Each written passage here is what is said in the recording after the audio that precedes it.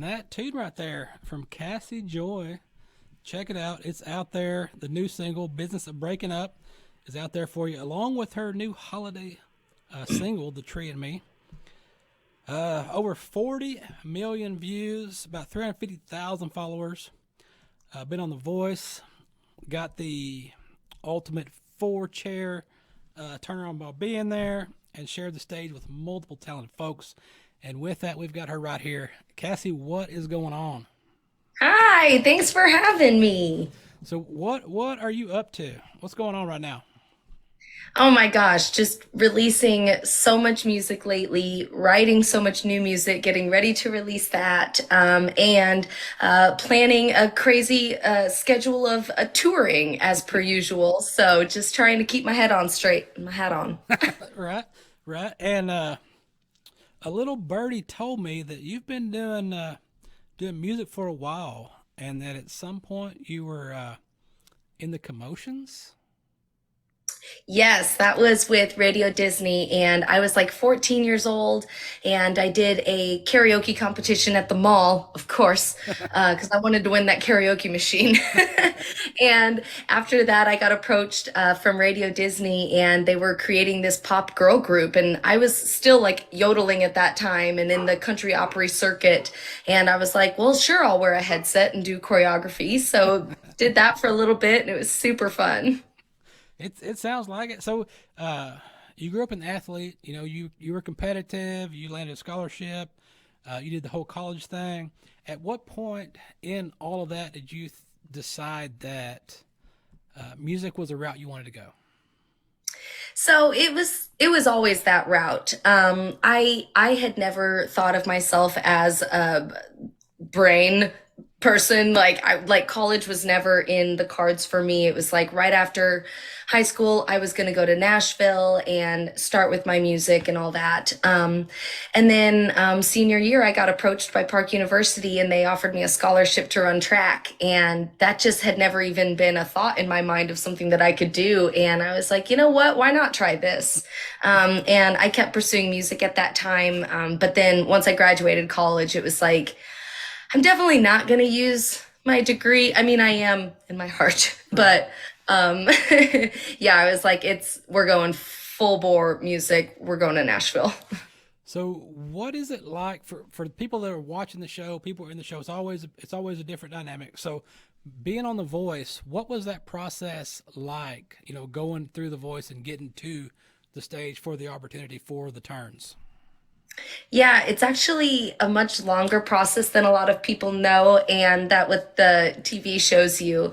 And it was really cool to just see the behind the scenes stuff of everything that goes into it that, the viewers don't really get to see. But I mean, it's about a 9 month process, and just a month long process for the blind auditions. So you really get to learn so much of the ins and outs and just being inside of the music industry at the level that you're trying so hard to get to. So it was just a really special, that side of it was really special to me. What was it like for you when the moment comes? Like, here you go, you're on stage, show them what you got, and you start singing, and those chairs start turning. What's going through your mind at that time? But basically, yeah. So I came in yodeling, like that's the first thing out of my face, and I was like, I just don't know if they're gonna get it, like especially if they can't, see me. And I've never been a person that was very confident in just having a unique voice, and so yeah, I that's the most nervous that I've ever been, and thank God to my mom for making me learn to yodel when I was very young because it finally came in handy. And speaking of your yodeling things, what were as you were growing up and singing, and what were your musical influences? What was the music that you listened to that kind of drove you in the direction that you're in? That's a great question. I would go back and forth between like the songs my mom was having me learn for the Opry circuits, which was, Tanya Tucker, Brenda Lee, Leanne Rhymes, Patsy Cline, all of the classics, Loretta Lynn. And then I would switch over to, my Will Smith CD or Dr. Dre or Snoop Doggy Dogg. So I feel like my sound hopefully is eclectic and reflecting my, crazy all over the place musical tastes. And I always kind of want to make sure that, I mean, I don't think that my country music sounds like Snoop Dogg or Dr. Dre, but Right, right. So you play instruments. You play guitar. You play piano.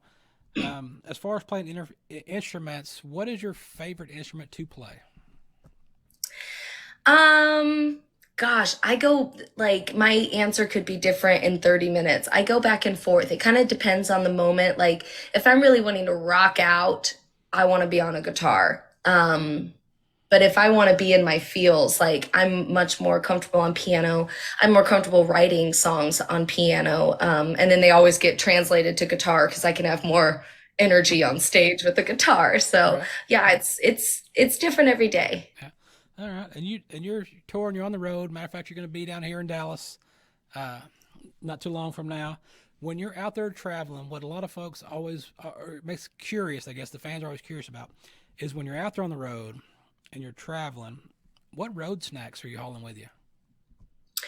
Fire Cheetos, always. A lot of barbecue sunflower seeds.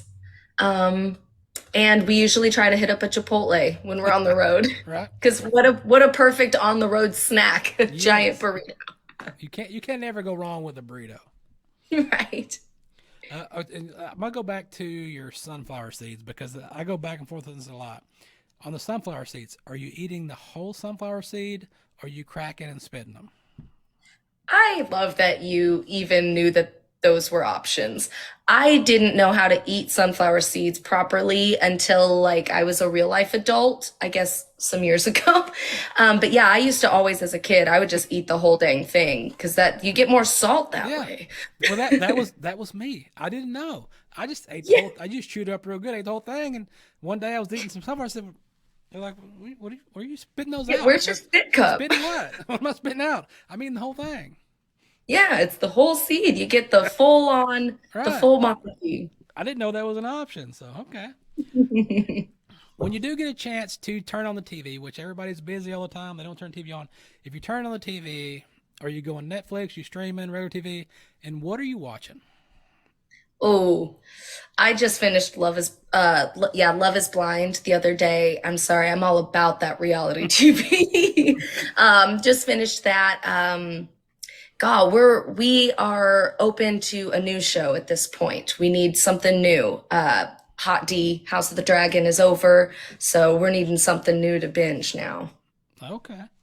Are you Yeah. catching Ted Yellow? Lasso, that's coming out Are next. you catching Yellowstone at all? Are you on that Yellowstone craze?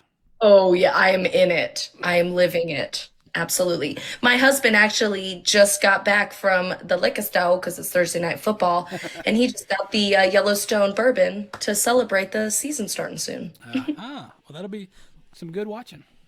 Yeah. Good watching. Um, money's not an option. Money's not an option at all. Your ideal vacation. Scotland. That's where that would be amazing. Well, just anywhere in Europe. I still haven't been to Europe yet. But if I can't leave the country, I'm going to Minnesota. Minnesota. What's in Minnesota? Lakes. I'm a mermaid. Okay. They got lakes. There's lakes everywhere. You got lakes in Texas. You got Texoma.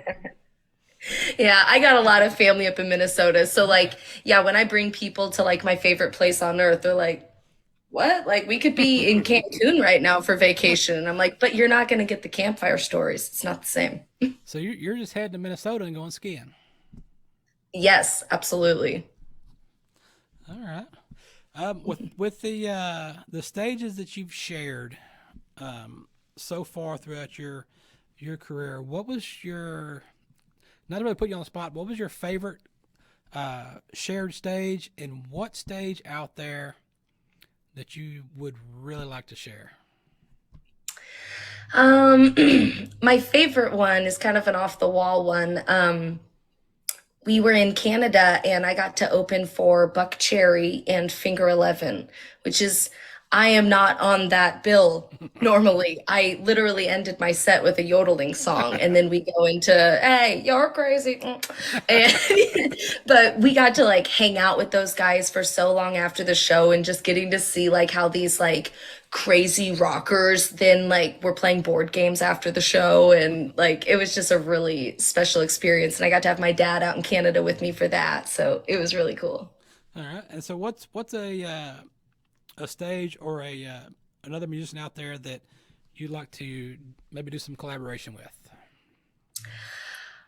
I would love to collaborate with Tyler Childers or Rustin Kelly. All right, that's good. We might have a little bit of a different sound, but Right, like, shouldn't that just be married and we make it something weird? right. There you go. That's all you can do, right? That's how you do it. Yeah.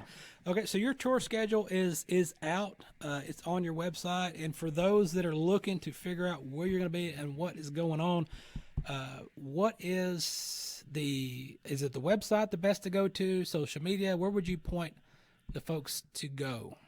Yeah, easiest place to start is CasiJoy.com, and it's spelled casino without the no, add a joy.